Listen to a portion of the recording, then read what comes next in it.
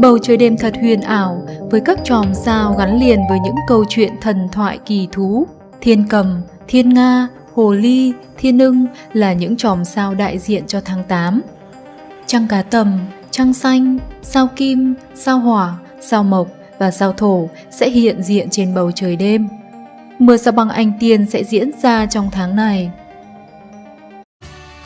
Hướng dẫn quan sát các chòm sao, các vật thể sâu, các hành tinh và các sự kiện thiên văn học đáng chú ý trên bầu trời đêm tháng 8 năm 2021. Các pha mặt trăng.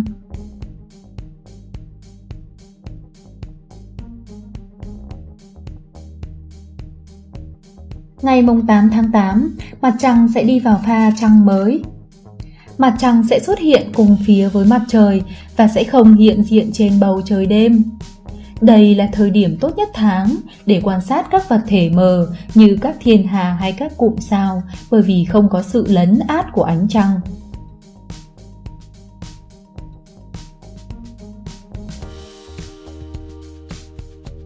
Ngày 15 tháng 8, trăng thượng huyền. Mặt trăng sẽ có hình dạng bán nguyệt và xuất hiện ở thiên đỉnh vào đầu buổi tối, sau đó lặn dần về phía tây. Những ngày quanh ngày này là thuận lợi nhất để quan sát mặt trăng qua kính thiên văn hay ống nhòm. Các miệng hố trên mặt trăng sẽ xuất hiện rõ trên bề mặt của vệ tinh tự nhiên này.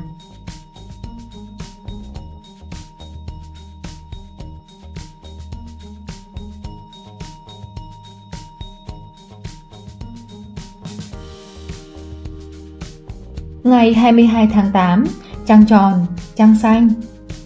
Mặt trăng sẽ ở vị trí xung đối và bề mặt của nó sẽ phản xạ tối đa ánh sáng mặt trời về phía trái đất. Lần trăng tròn này còn được biết đến bởi các bộ lạc bản địa cổ ở Mỹ với tên gọi trăng cá tầm, bởi vì đây là thời điểm những con cá tầm lớn ở hồ lớn và những hồ khác trở nên dễ săn bắt. Vì đây là lần trăng tròn thứ 3 trong một mùa có 4 lần trăng tròn nên đôi khi nó được gọi là một trăng xanh theo mùa.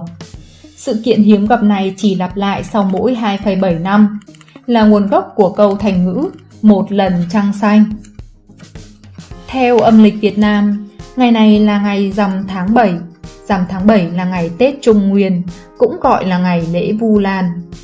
Theo tín ngưỡng dân gian, tháng 7 âm lịch được xem là tháng cô hồn, và rằm tháng 7 được gọi là ngày xá tội vong nhân, thường có nghi lễ cúng cô.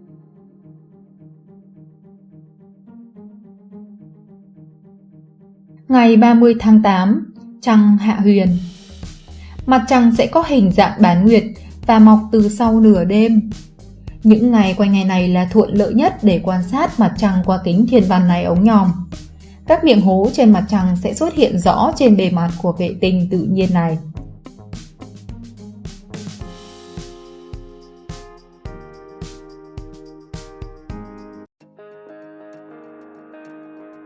Các hành tinh buổi tối.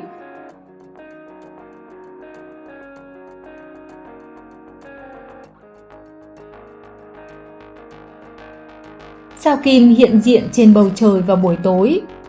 Trong tháng này, sao Kim sẽ xuất hiện ở khu vực của chòm sao Sư Tử, Xử Nữ. Sao Kim là đối tượng sáng nhất trên bầu trời đêm nếu không tính đến mặt trăng. Trong văn hóa dân gian Việt Nam, hành tinh này còn được gọi là sao Mai nếu xuất hiện vào buổi sáng sớm và là sao Hôm nếu xuất hiện vào buổi tối. Một chiếc kính thiên văn đủ mạnh sẽ giúp bạn nhận ra hành tinh này cũng có các pha như mặt trăng. Hãy tìm kiếm hành tinh này trên bầu trời phía Tây ngay sau khi mặt trời lặn.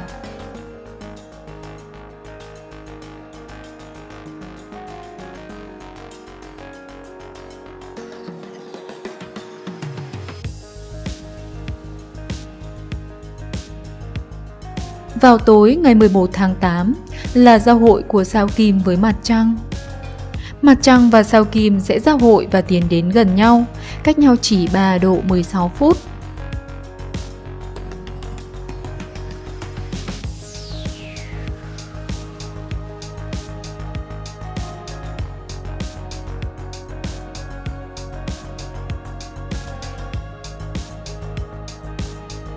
Sao Hỏa hiện diện trên bầu trời vào buổi tối. Trong tháng này, sao Hỏa sẽ xuất hiện ở khu vực của chòm sao Sư Tử. Sao Hỏa còn được gọi tên là hành tinh đỏ bởi vì bề mặt của hành tinh này có màu đỏ tối. Vì kích thước quá nhỏ bé của mình, các chi tiết trên bề mặt sao Hỏa chỉ có thể quan sát được qua những chiếc kính thiên văn mạnh nhất. Hãy tìm kiếm hành tinh này trên bầu trời phía Tây ngay sau khi mặt trời lặn.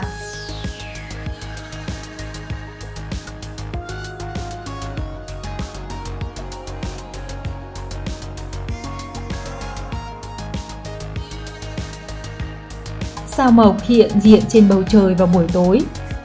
Trong tháng này, sao Mộc sẽ xuất hiện ở khu vực của chòm sao Bảo Bình, Ma Kết. Sao Mộc là hành tinh lớn nhất trong hệ mặt trời. 4 vệ tinh lớn nhất của hành tinh khí khổng lồ này có thể dễ dàng quan sát được qua một cặp ống nhòm. Bề mặt của sao Mộc đặc trưng bởi các sọc mây màu nâu tối, có thể quan sát được qua kính thiên văn. Hãy tìm kiếm hành tinh này mọc cao trên bầu trời buổi tối.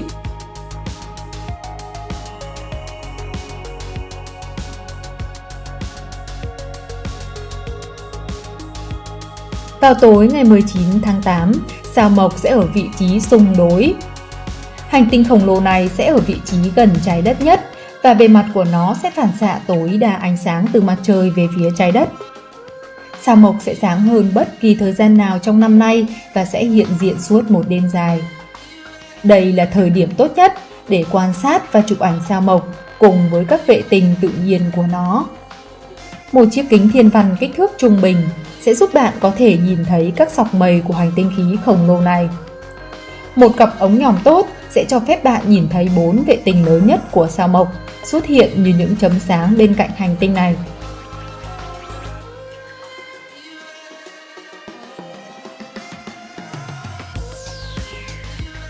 Sao Thổ hiện diện trên bầu trời buổi tối.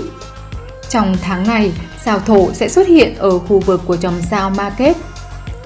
Sao Thổ là hành tinh khí khổng lồ tuyệt đẹp với vành đai đặc trưng bao quanh. Một chiếc kính thiên văn đủ mạnh sẽ giúp bạn nhận ra vành đai tuyệt đẹp của hành tinh này. Hãy tìm kiếm hành tinh này mọc cao trên bầu trời vào buổi tối.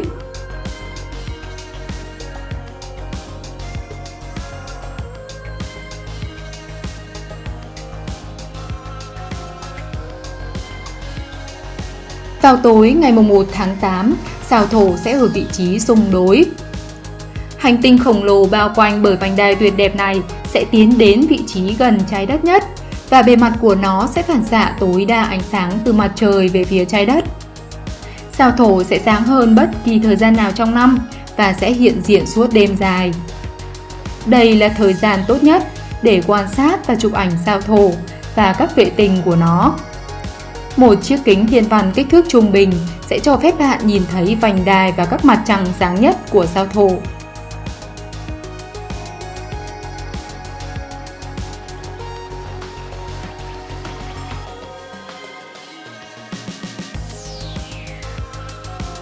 Rạng sáng ngày 21 tháng 8 là giao hội của sao Thổ với mặt trăng. Mặt trăng và sao Thổ sẽ giao hội và tiến đến gần nhau, cách nhau chỉ 4 độ 56 phút.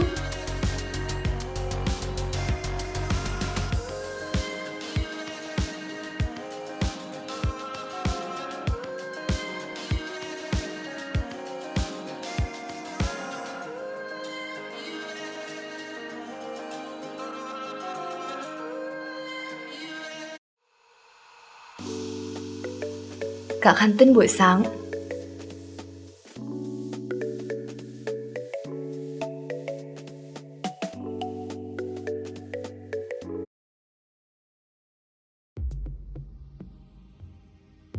Các chòm sao và các vật thể sâu.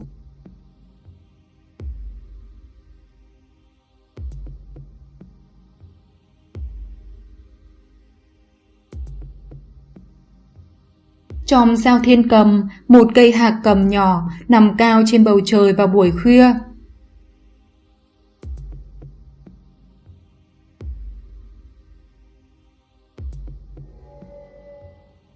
Ngôi sao chính của chòm sao này là Chức Nữ, một trong những ngôi sao sáng nhất trên bầu trời đêm. Chòm sao Thiên Cầm có thể dễ dàng tìm kiếm bằng cách xác định ngôi sao Chức Nữ và vẽ một hình bình hành với những ngôi sao ngay gần đó.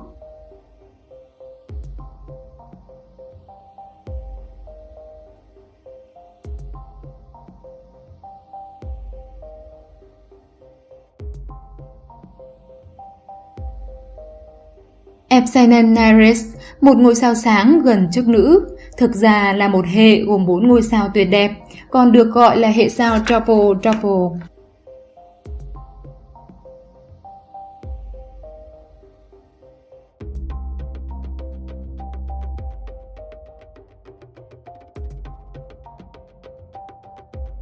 Trên hình bình hành của chòm sao Thiên Cầm là tinh vân chiếc nhẫn.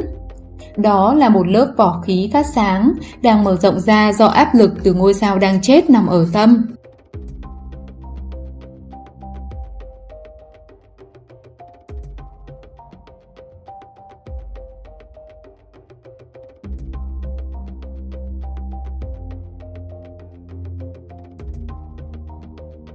Chòm sao rộng lớn Thiên Nga như đang bay trên cao xuyên qua màn đêm tháng 8.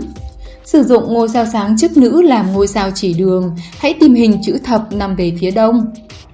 Chòm sao Thiên Nga còn được biết đến với cái tên là thập tự phương Bắc.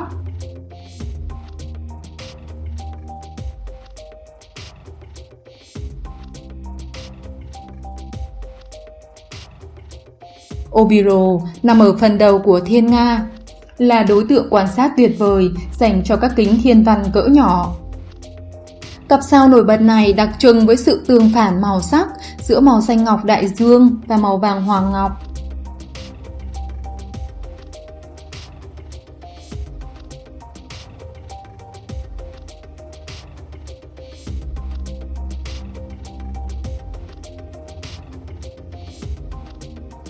Ngôi sao Thiên Tân, cái đuôi của Thiên Nga, là một ngôi sao siêu khổng lồ. Nếu Thiên Tân thay thế vị trí của mặt trời ở trung tâm Thái Dương hệ, nó sẽ nhấn chìm cả sao Thủy và sao Kim.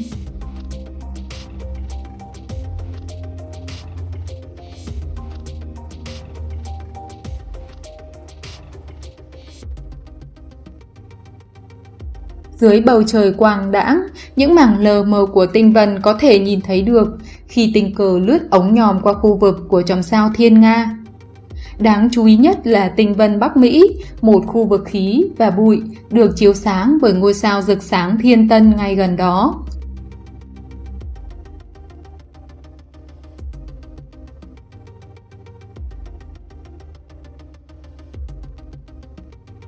Thiên Nga cũng chứa một vài cụm sao. Dễ thấy nhất là các cụm sao M29 và M39. Hãy tìm M29 ở gần trung tâm của thập tự phương Bắc. Khi nhìn qua một chiếc kính thiên văn, nó hiện ra giống như một hình vuông nhỏ.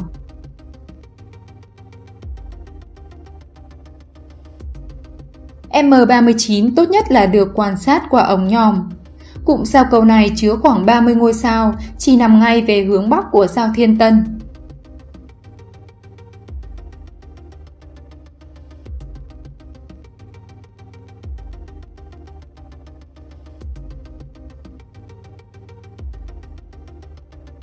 Ngay ở phía nam của chòm sao Thiên Nga là một chòm sao nhỏ hồ ly. Là một chú cáo nhỏ được đặt tên lần đầu bởi nhà thiên văn học người Ba Lan Johannes Hevelius vào thế kỷ thứ 17.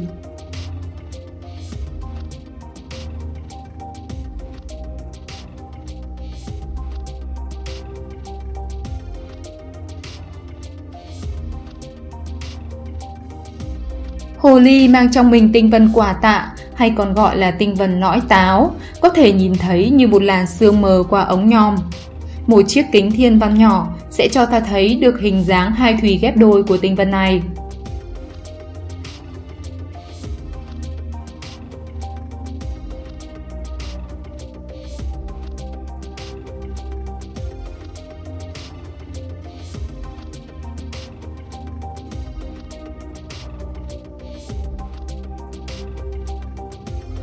Chòm sao Thiên Ưng, một chú đại bàng, được biết đến trong thần thoại Hy Lạp cổ đại là một chú chim lớn của thần Zeus.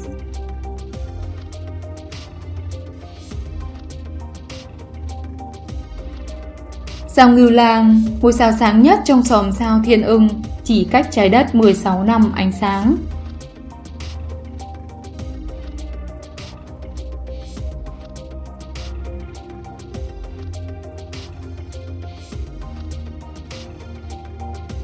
Những ngôi sao sáng của bầu trời mùa hè lần lượt là Ngưu Lang, Chức Nữ và Thiên Tân, tạo thành một tam giác được gọi là tam giác mùa hè.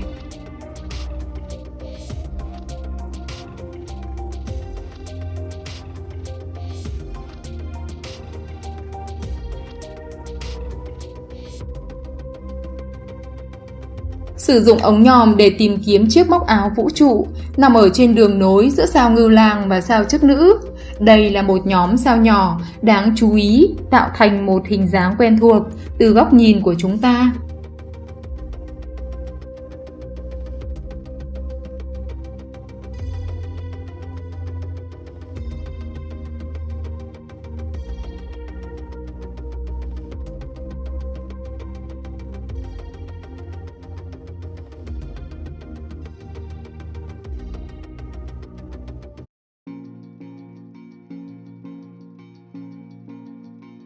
Các sự kiện thiên văn học.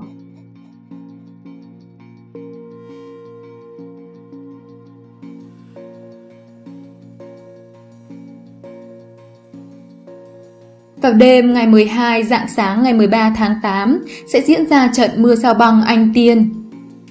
Mưa sao băng Anh Tiên là một trong những trận mưa sao băng đáng để chờ đợi với tần suất lên đến 60 sao băng một giờ tại cực đỉnh. Các sao băng Anh Tiên có nguồn gốc từ tàn dư sao chổi Sweet Toto được phát hiện vào năm 1862. Anh Tiên nổi tiếng vì có nhiều sao băng sáng trên bầu trời. Trận mưa sao băng diễn ra hàng năm từ ngày 17 tháng 7 đến ngày 24 tháng 8. Cực điểm năm nay của Anh Tiên rơi vào đêm 12, rạng sáng ngày 13 tháng 8. Mặt trăng lưỡi liềm đầu tháng sẽ lặn trước nửa đêm, để lại bầu trời tối thuận lợi cho một buổi quan sát mưa sao băng. Thời gian quan sát tốt nhất là sau nửa đêm tại khu vực tối và thoáng đãng. Các sao băng sẽ bắt nguồn từ chòm sao Anh Tiên, nhưng cũng có thể xuất hiện tại bất cứ đâu trên bầu trời.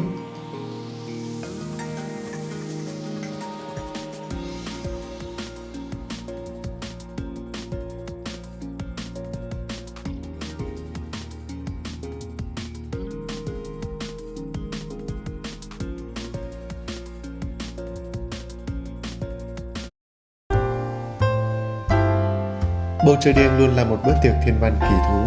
Hãy khám phá những điều kỳ diệu từ ngay sân sau nhà bạn. Truy cập website vătlĩthiênvan.com để tìm hiểu thêm nhiều điều bổ ích. Vật lý thiên văn, chia sẻ niềm đam mê.